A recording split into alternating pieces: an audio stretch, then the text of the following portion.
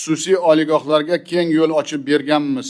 Lekin ularda pedagogika yo'nalishi bo'yicha o'qiyotgan talabalarning 70%, 151 ming nafari maktabgacha ta'lim, boshlang'ich ta'lim va filologiya bo'yicha tayyorlanyapti. Endi savol tug'iladi.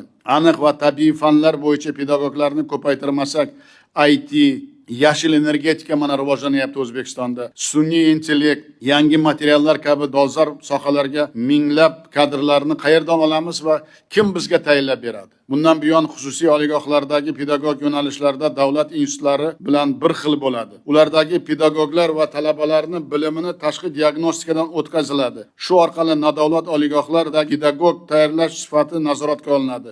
Abdurahmonov Umarov bu tizimni yangi o'quv yilidan ishga tushirish bo'yicha qaror tayinlasin. Farzandlarimizni xorijiy oliygohlarga o'qishga yuborish bo'yicha tizim qilganmiz.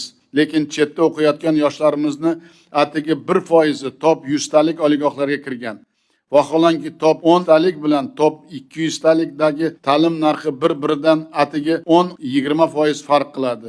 Yoshlarimiz juda iqtidorli, ularni tizimli yo'naltirib, oliygoh tanlashga ko'maklashib, maqsadli tayyorlashni yo'lga qo'ysak bo'ldi. Yuqoridagi ko'rsatkichlarimizni 10%, 15% qilsak bo'ladi. Bugun prezident iqtidorli farzandlari milliy dasturini boshlash va Garvardchilar maktabini ochish bo'yicha katta farmonni imzoladim. Bu muassasa Al-Biruniy nomidagi xalqaro maktab sifatida tashkil etiladi. Bu yil o'zida 8-sinf bitiruvchilaridan 60 nafarini saralab olib, xalqaro maktabda 3 ta yo'nalishda o'qitiladi hamda top 10 talik oliygohlarga maqsadli tayyorlaymiz. Bundan tashqari, prezident va ixtisoslashgan maktablardan 200 nafar maslahatchi umumta'lim maktablarga biriktiriladi. Milliy dastur asosida maslahatchilar maktablardan har yili eng salohiyatli 3000 o'quvchini seleksiya qilib, AQShning Garvard, Yale, Kolumbiya, Kornell kabi oliygohlarga tayyorlaydi.